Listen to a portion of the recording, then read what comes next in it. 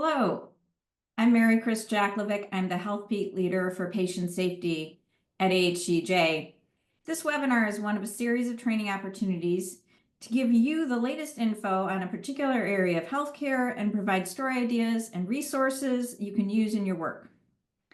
When we think about dangerous doctors, many of us probably think of Chris Dunch, the Texas neurosurgeon who maimed 31 patients and killed 2 more during a 2-year spree of gross malpractice, while hospitals failed to report him to the National Practitioner Databank, a clearinghouse of malpractice payments and adverse actions against doctors that Congress created in order to protect the public.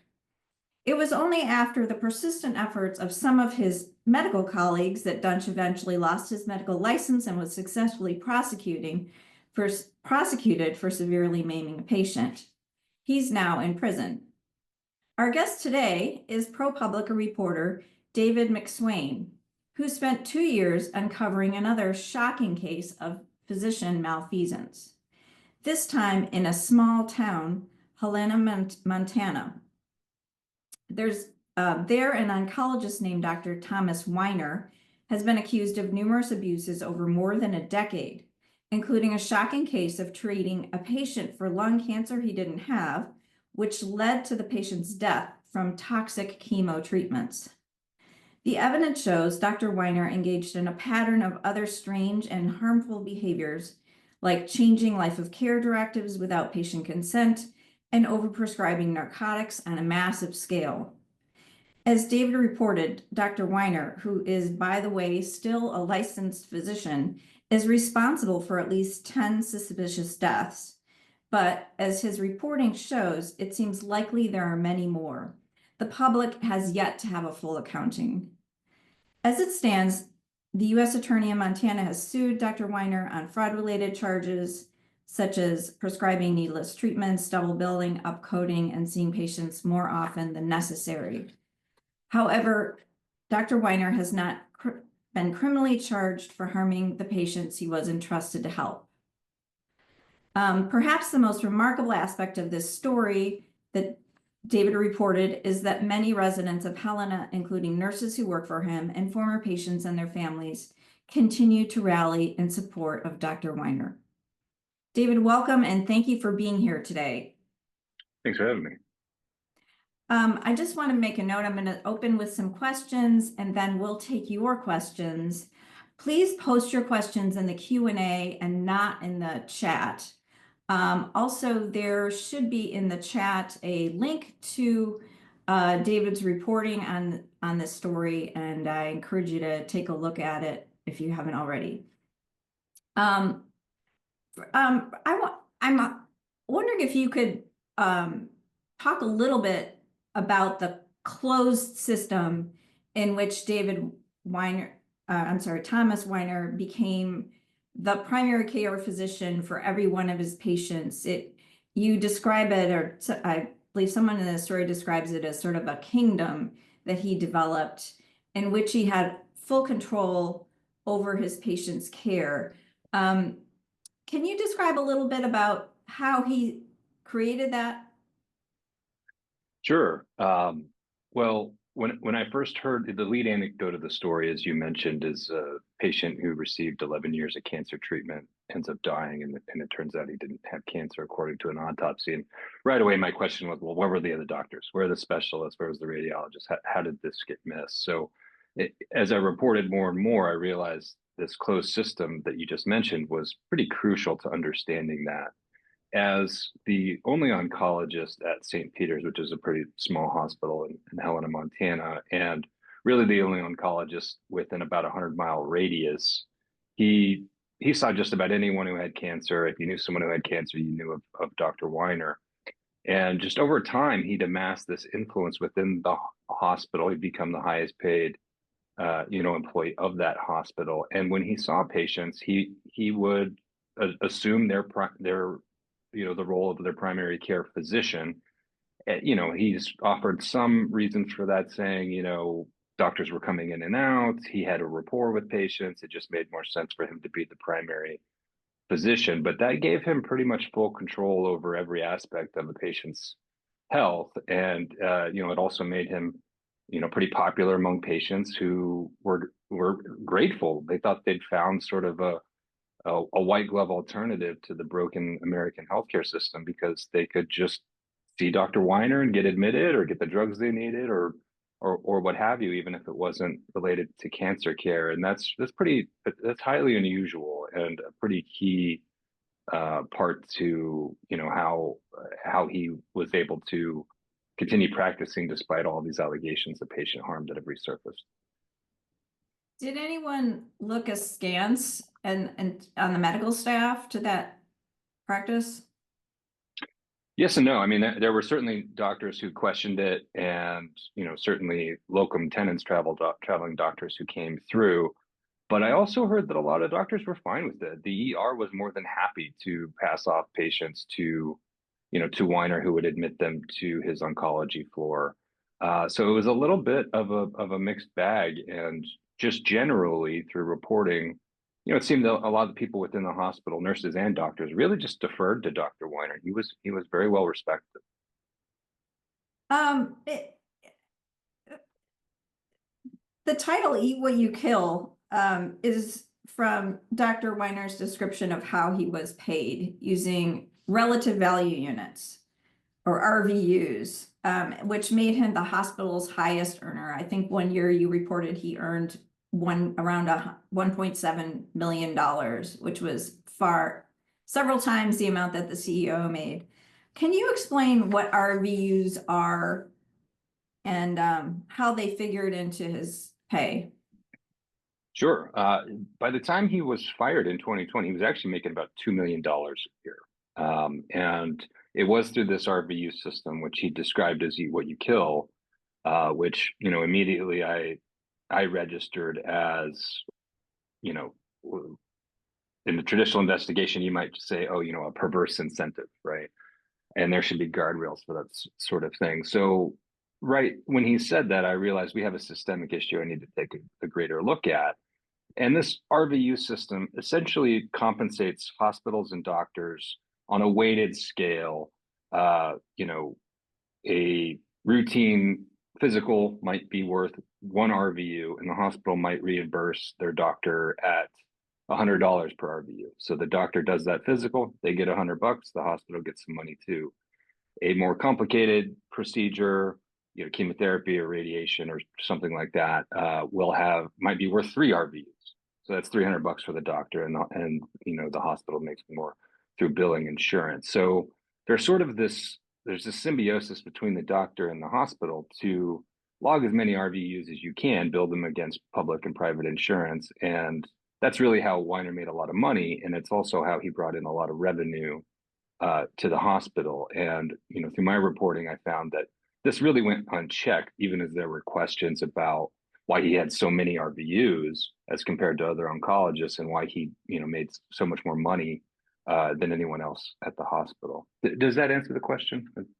Yeah, I mean, I think what's interesting is that there were a number of CEOs that came and went during his tenure, and some of them actually questioned the amount of money that he was bringing in, and the sheer volume of patients that he had, which was at some point in time higher than any doctor in the US. Like he was doing more appointments and billing for more appointments than far in excess of a normal doctor.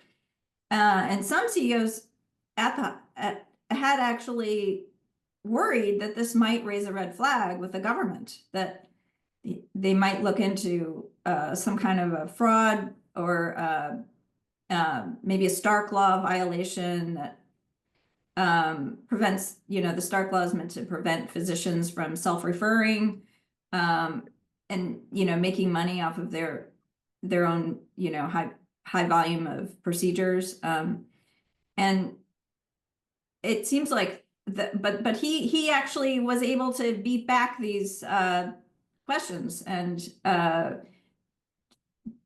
can you explain a little bit about how he managed to do that? Sure. I mean, essentially, he was mission critical to both the revenue of the hospital and, as the only oncologist around, if he left, those patients didn't have care. And, the hospital had struggled for a long time to attract doctors because Helena, despite being the capital, is fairly remote. It's kind of on its own out there, and it's not a huge town. And as such, when it came time to negotiate his contract, or he was questioned about his pay or his RVUs, I could see in emails he threatened to leave, and the hospital would capitulate. And one thing I found fascinating, I've been reporting on healthcare for a while, not necessarily intentionally. It's just this, these stories keep finding me. You know, I found that he actually had said, well, I don't have any incentive to provide unnecessary care because I'm paid by RVU.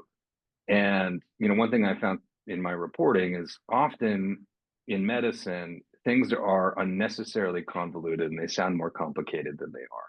And when you really drill down on it, he made more money the more he saw patients and the more treatments he provided, and so did the hospital. So it was just another lesson in sort of piercing through the nuance that people tend to hide behind in this on this beat. Talk a little bit about some of the tactics that he used when he was challenged.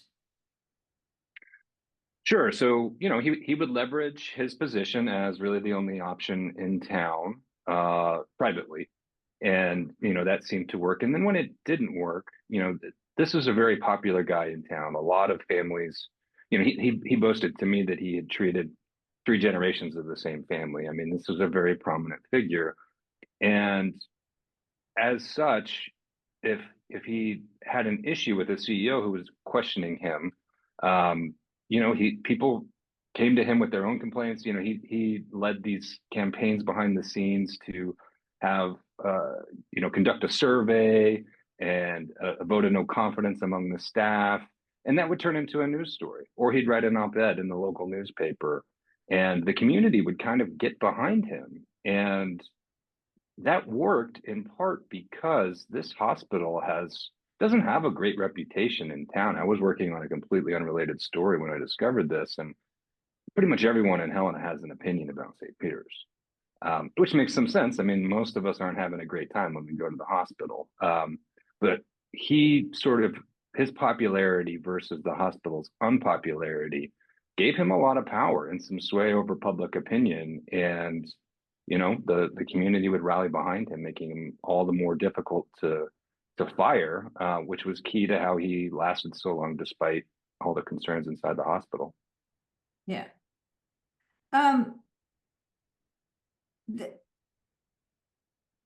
Dr. Weiner sued the hospital, in fact, in 2020, after he was dismissed, right?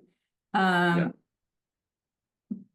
Both parties had an incentive, as you write, to keep all the discovery records under seal. The hospital and Dr. Weiner. Yet you were able to obtain those records, which was the basis of some of your reporting. Do you understand why a judge was willing to seal records pertaining to such an important public matter as patient safety at the local hospital? And is that unusual in these kinds of cases? And if somebody hadn't provided you with these documents, would you have been able to tell the story as fully as you did, or at all even? Sure. I'm Well, sorry, I'll that's answer the kind of a last. multifaceted question. Right. I'll answer the last question first. No, I wouldn't. I mean, I would have found a way to tell the story, but not as fully as I could. And even then, I'm scratching the surface of this thing. I mean, a lot of the records that I obtained about alleged patient harm and suspicious deaths and so forth are really like a 2-year window into his care. It was basically what the hospital gathered on its own to really defend itself when it fired him because they knew they were going to be sued. So as detailed as that story is, I don't think it's the whole story. I think this is gonna have a long tail and we're gonna learn more. In terms of why those were, it's not altogether unusual that both parties in a civil case would want things under seal. This is pretrial discovery. There's motions back and forth. Weiner seemed pretty confident that he was going to be able to settle with the hospital because the hospital just wanted it to go away. It represented a public relations nightmare. And I thought he might be right. At one point, I thought maybe the hospital would settle just to have this over with. And, instead, the judge ruled in their favor and dismissed his case. Had it gone to a trial, a lot of these things would have been made public. And as I was kind of in the middle watching the case when I obtained some of these records, and I just thought there's no way they want to go to trial because the stuff I'm seeing is really bad for both sides. So I wonder if, we'll never know, but had the judge not dismissed Weiner's case, I think we might have seen a settlement. That's speculation, but yeah, I mean, both sides had an interest in this. The records show that, Weiner was over prescribing narcotics at dangerous levels. At least one patient died as a result. There were multiple allegations of misdiagnoses, over treatments. There were questions about his pay, his RVUs. And amid all of that, you see the hospital's, implicity in allowing him to keep his job and continuing to see patients, really up until the point that he was fired. So to answer your question, no, had I not been able to source these records, we really would probably know very, very little about this. And I think that was, I don't know what the judge's calculus was, but in a case like this that had such intense public interest with the community, it really would have been a shame for that to never come to light. Yeah, I mean, what was the judge's rationale, or did the judge need a rationale? Did the judge just say, oh, well, the two parties agree this stuff should be secret? Or, where was the public's voice? I'm not sure, but I suspect Yeah. it was the latter. I mean, I can tell you that, the local newspaper covered, developments within the case, but it didn't go very deep. And the public was, at least the vocal public, was very much, in support of the doctor and against the hospital. So, to the extent, I don't think Weiner would have wanted, these records out, just considering that level of support that he had within the community. We have a question from Amanda Hinnant. I hope I'm pronouncing that correctly. How did you get Weiner to talk to you?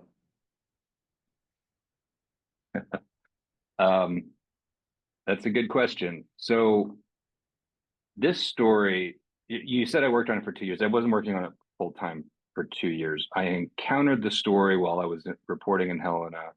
I realized something's off here, and I was trying to get those court records, which I knew were under seal. And when I was able to revisit the story, I just happened to be asking the right questions and was able to obtain enough of the records. So the cart sort of came before the horse on this one.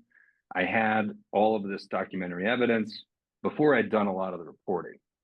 So I was able to familiarize myself with a lot of what would eventually become the story before I even talked with Dr. Weiner.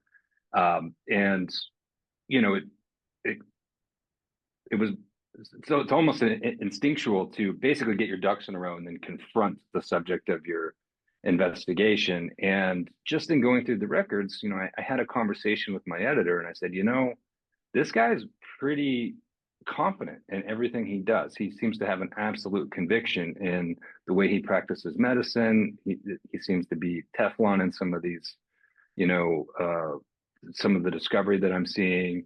And, some have accused him of having a God complex. And I thought, and my editor thought, well, if any of that's true, he'll probably talk to you.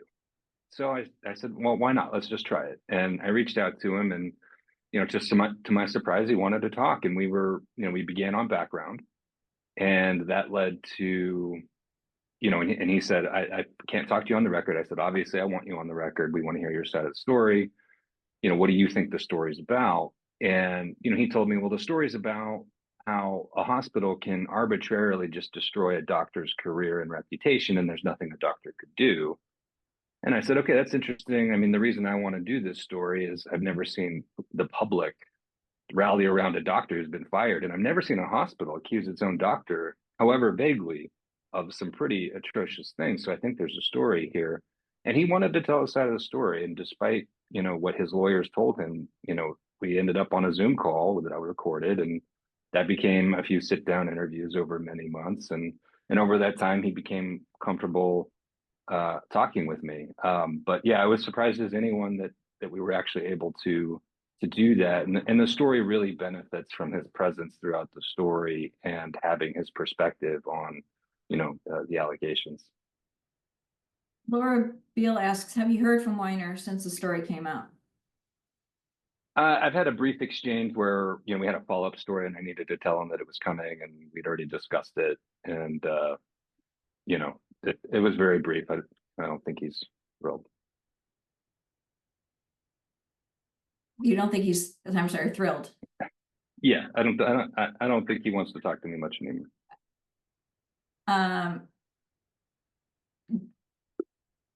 One of the things that struck me about the reporting is this was not an easy story to report, in the sense that you had to approach at least two families whose relatives died while they were patients of Dr. Weiner's, and tell them that what they had always believed for years about the deaths of their loved ones was not really what happened.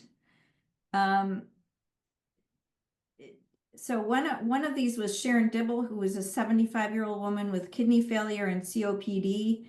Her family was told she died of her illnesses. And in fact, an independent review found that she actually died of a morphine overdose. The other was a 16-year-old girl who had been skiing just a few days before she went into the hospital, and then the record showed she'd been given a massive overdose of pain medication. A physician who you went to review her case called that the amount of phenobarbital she was given obscene. So these were just really tragic, unnecessary deaths. And I'm wondering, how did you prepare yourself to approach these families with what you had learned? That's a good question. It was difficult. I didn't want to unnecessarily alarm families or, get it wrong. I needed to be absolutely sure of what I was going to present to them. In the case of Sharon Dibble, the elderly woman who died as a result of a morphine overdose, that one was pretty straightforward. I had a medical review from the Greeley Company and some other, material that pretty unequivocally stated what happened with her. And, I just approached the family and said, hey, I'm working on a story about the hospital, Dr. Weiner, and everybody in town knows that something's up. And I sat them down. I asked them to tell me what they remember. And I said, I'm about to show you a document that I found. I want you to take a look at it. And I walked them through what I was able to glean thus far. And they were actually grateful. And, I just approached them as a human being and said, this is not fun. This is going to be a difficult discussion, but I think you deserve to know. And, they ended up being grateful for that. In the case of Nadine Long, the 16-year-old girl, who was really a rumor within the hospital, her story seemed to haunt people within its walls. I really sat on that one. I wanted to be absolutely sure. When we began, we didn't know her name. We had to figure out who she was. We cross-referenced that with an obituary, and I was pretty confident that was, that I had identified her and her parents. And I told my editor, I'm not going to their house yet. I am not going to upset a mother unless I'm absolutely sure. And I was able to confirm that it was her through, through other sources. And once I knew, I still needed more. I didn't have this child's entire medical record. So I approached the family, just knocked on the door and said, hey, I'm working on a story about St. Peter's and Dr. Thomas Weiner. And somewhat surprisingly, her father said, oh, we love Dr. Weiner. We stand with Dr. Weiner sign in our garage, which were the signs around town, supporting the doctor after he'd been fired. And I didn't reveal my suspicions yet because I needed more proof. But they allowed me into their home, and I just told them I'm working on a story. I've heard that your daughter was treated by him, and that she did pass, and I'm hoping you can walk me through it. And the parents did, and I realized some things didn't add up. Mom said, well, we were told by the doctor that she has a tumor that's the size of a soccer ball and it's doubling by the day. And she walked me through this scene of where they ultimately decided on end of life care for their daughter. And this seemed to match with what I'd seen in court records and through reporting.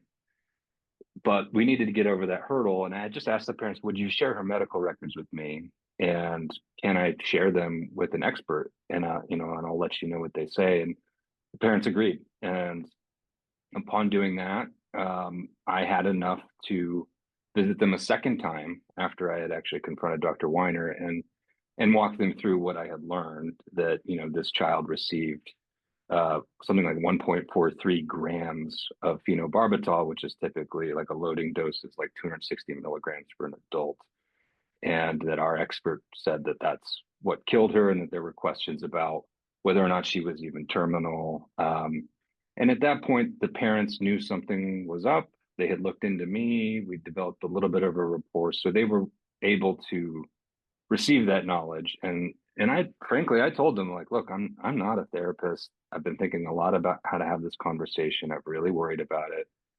I don't want to unnecessarily upset you, but I think you need to know this stuff. And they understood and they appreciated it. But yeah, I mean, that was the hardest interview of my career.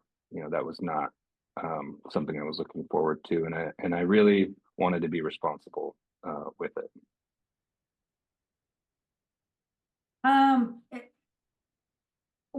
The way you stumbled along across this story is kind of a lesson in the importance of being on the ground and talking to people who are actually in the place doing the work, on the front lines.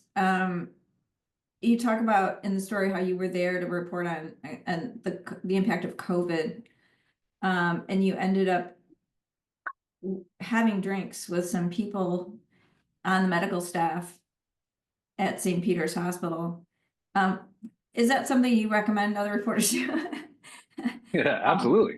Have drinks with medical staffs and nurses, and that's kind of a funny question, but it's serious in a way, because I think a lot of us are tied to our screens, and we don't have a lot of flexibility to actually get out there and just talk to people who are on the ground in places. And I guess the second part of this question is, like, it was such happenstance, right, that you came across this story. If you had been sent to some other town, or do you wonder, man, are there cases like this all over the country that just aren't being uncovered? Or Sure. Well, there's stories all over the place, and we used to say when I worked at a traditional newspaper, there's no news in the newsroom. You got to get out there. I'm a big proponent of getting into the field, knocking on doors. You don't have to get drinks. I was actually invited to that by some nurses, and I think we have mostly healthcare reporters on here. I mean, nurses love to talk. They work really hard. They got into it because they're passionate, and then they're abused by administrators. How did that come about that you got invited by a bunch of nurses to go out for drinks?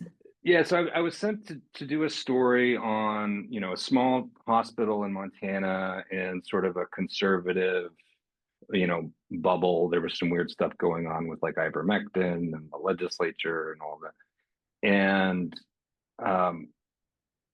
I was actually struggling to find a story. So I had raised my hand to help someone else as I was trying to figure out what I'm doing. And within about 8 hours, I'd reported myself out of the story. I didn't care for it. It wasn't really working.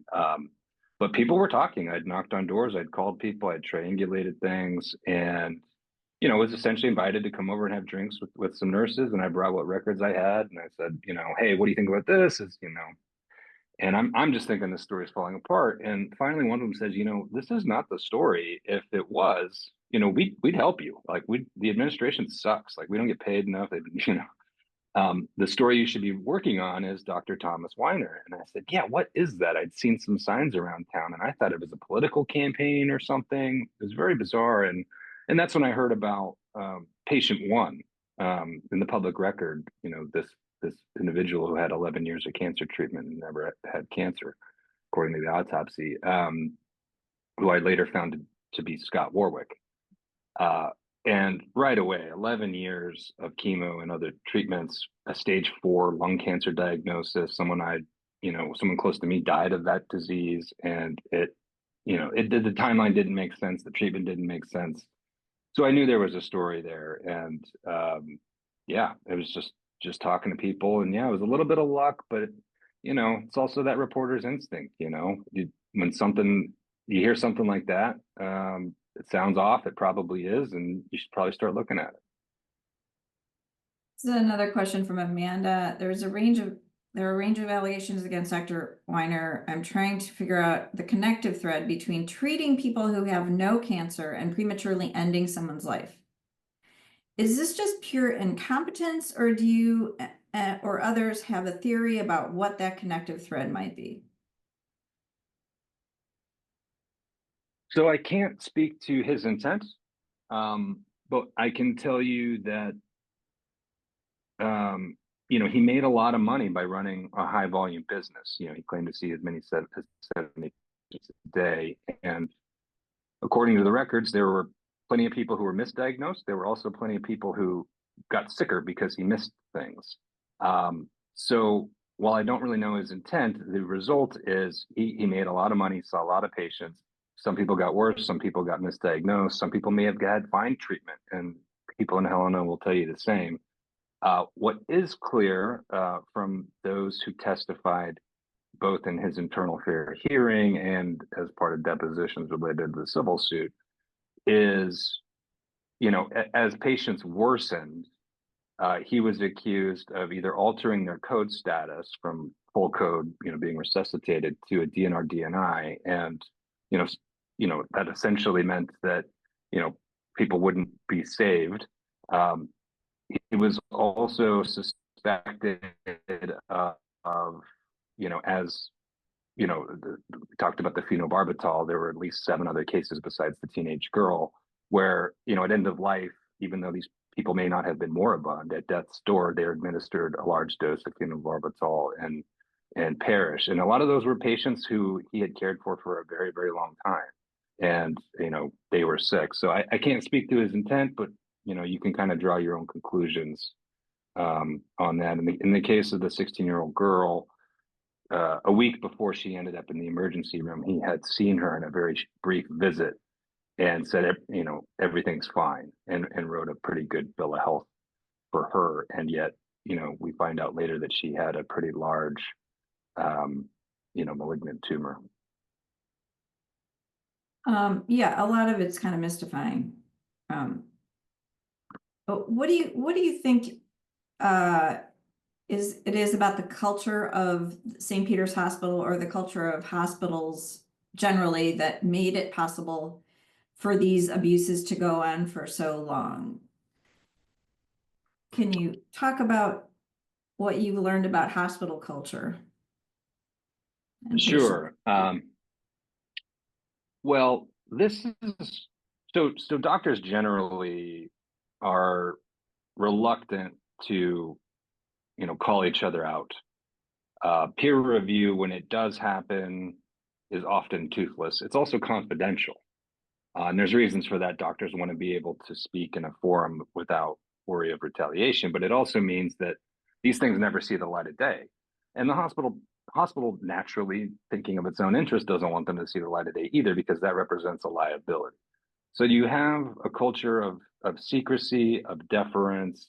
You also have medical nuance. I mean, doctors may not agree on how to handle things. So it's just this murky world that a lot of doctors would rather not deal with. And in the case of Weiner, I would argue that it may have been even worse, because he was also this powerful figure who his nurses were wildly devoted to him. A lot of people referred to it as a cult.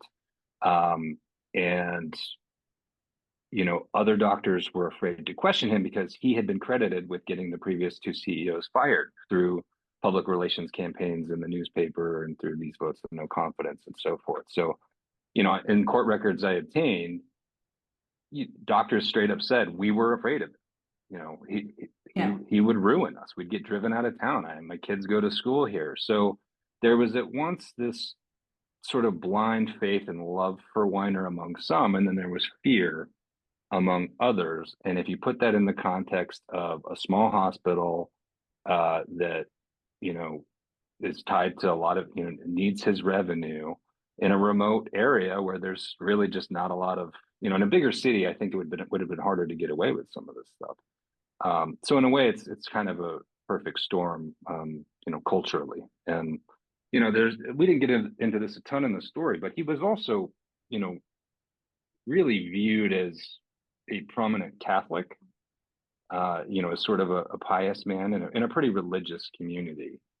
And, so much so that when he was fired, a lot of his followers, the people who support him in protests outside of the hospital, have argued that it was part of a Mormon conspiracy to take over the hospital. I didn't get into this in the story, but essentially the argument is, well, Intermountain Health, which was originally founded by the LDS Church, has been gobbling up properties all over the Mountain West. They want the hospital, so that naturally they had to fire, their most profitable doctor, so that the Mormon Church could get it for a steal.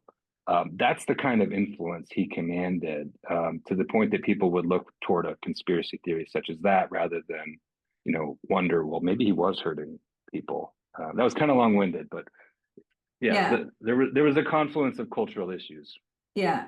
And the isolation played a role as well. It was hard for patients to get second opinions because there wasn't another oncologist for 100 miles? Yeah, roughly. And yeah, and it's not a lot of these families don't, they're not super wealthy, and that is a burden to, get down to Bozeman or fly somewhere else. And then even those who had the means to do so, I learned they just didn't get second opinions because he was so well respected. Yeah. Have you, I know you were in Texas when the Christopher Dunch case was unfolding, or shortly thereafter anyway. Has that case been in the back of your mind as you reported on this, or and do you see any similarities or differences that really stand out? I mean, only insofar as, some of these quote unquote, bad doctor, the doctor does podcast or whatever. The through line seems to be that there's a lot of money motivation happening. But what I found different about Dr. Weiner is he's a little bit harder to pin down. The neurosurgeon, I think you mentioned, there's kind of like a clear MO. In the case of Dr. Weiner, sick people got sicker because they weren't getting the right treatment, according to court records. And people who weren't sick were told they were sick and got treated, and were eventually hurt as a result, including, we did a follow-up story, a guy named Anthony Olson who lived to tell his story. He got 9 years of chemotherapy for a disease he never had, and it destroyed his life. People within the community were prescribed dangerous levels of narcotics to the point that the hospital's pain management specialist said Dr. Weiner's, quote, a greater danger to the community than coronavirus, end quote. You see the phenobarbital in end-of-life care, the alleged changing of code statuses. There isn't one clear MO. The through line, though, is he ran a high volume business and saw a ton of patients. He got rich as a result. And in that expedience, he was popular with patients who wanted drugs, who wanted to be admitted to the ER right away, who thought, they've beaten the odds because they've lived 10 years with a disease that, they expected to live only, for a few months. So I think he's a little bit more of a conundrum than we've seen in some of those other stories. Yeah, you said that you reported about just a tiny fraction of what you actually have learned about this case, and certainly it is not over yet. Do you think Weiner is going to be criminally charged? I mean, I can't say. I do know that people in the community want to see some accountability and are hoping law enforcement takes a closer look. Uh, Even if that happens, as we know, I mean, these are incredibly difficult things to prove. Medicine is nuanced. A criminal prosecutor is going to need to prove intent in some contexts. In a civil case, he has been sued by the federal government for an array of alleged fraud. You don't have to prove intent, right? In a criminal case, there's a lot more of a burden on prosecutors, and we've seen some high-profile cases, including with doctors who overprescribed, to some really deadly consequences who were acquitted. um, so it has yet to be seen. I can tell you, I don't have subpoena power. Um, what I was able to obtain is a lot. And, if you've read the story, it's pretty alarming stuff. If law enforcement chose to look into it, I have to imagine that they're going to find a whole lot more than I did. I know that your attention, reporting wise, is turning to the Trump administration, but are you going to continue to follow this story? Yes, I am. And in fact, we've partnered with the Montana Free Press, which is a nonprofit in Montana. So we'll have some local reporting power, which I think is really important moving forward, because now we're dealing with institutions and you know politics and potentially more court action. So, but you expect to have a hand personally in the reporting going forward, or I'm sorry, say that again. do you expect to be participating in that reporting? Yeah, Or is it absolutely. local reporters? Absolutely, yeah. I'll be a part of that. But to my knowledge, no one has the reporting materials I've obtained, and no one knows it better. And what's the reaction in the community these days? Have you It's to your interesting. reporting and Yeah, we talked attention about this is getting? the Facebook group and the story. Something like 4,000 people within the community, um, friends, former patients, whatever, rally behind the doctor, and they fundraise it, and they have a billboard in town, and there's signs all over the place supporting Dr. Weiner. They've criticized me in that Facebook thread. Every stuff we're used to, fake news, bias, whatever. I mean, the story stands on its own. I'm not worried about any of that. I mean, I will say that the chatter has slowed. There haven't been a ton of protests, but it's also like cold. It's winter. And a lot of his supporters are older folks who were former patients. So, there's been people who are upset, nothing substantive. No one's demanded a, correction or anything like that. We pretty rigorously bulletproofed this. But I've also heard from a lot of people in the community who are grateful to know what's going on. They've seen the signs, they've wondered what's up. And I've heard from a lot of folks, and this is something we're working on as a follow, from people who question the care of their loved ones, who have now passed. Their sister, their mom, their dad, and we're trying to look into those as best we can, and basically telling folks, if you have any questions, you should get the medical records. And there's some lawyers in town who are looking into that same thing. I think the hospital's fielding a lot of concern from people who want to know what happened with their loved ones. From folks who were mentioned in the story, some of the family members, it's been hard for them. I mean, in the case of Nadine, her parents have friends who are still supportive of the doctor, and they have to deal with that on a daily basis. And the Warwick family, the wife who lost her husband after 11 years of chemo for and other treatments for cancer he didn't have, they see those signs and they go to work, and their colleagues have opinions about the doctor. So it's very much in a live story and local controversy, and we need more answers and Yeah. accountability. Great. Well, we'll all stay tuned. Thank you very much for explaining your reporting process, David. This has been really interesting, and I'm sure we're all going to be following. Thanks everybody for attending, and there will be a recording on the HCJ website if you want to review or pass it on. Thanks everybody. Thank you.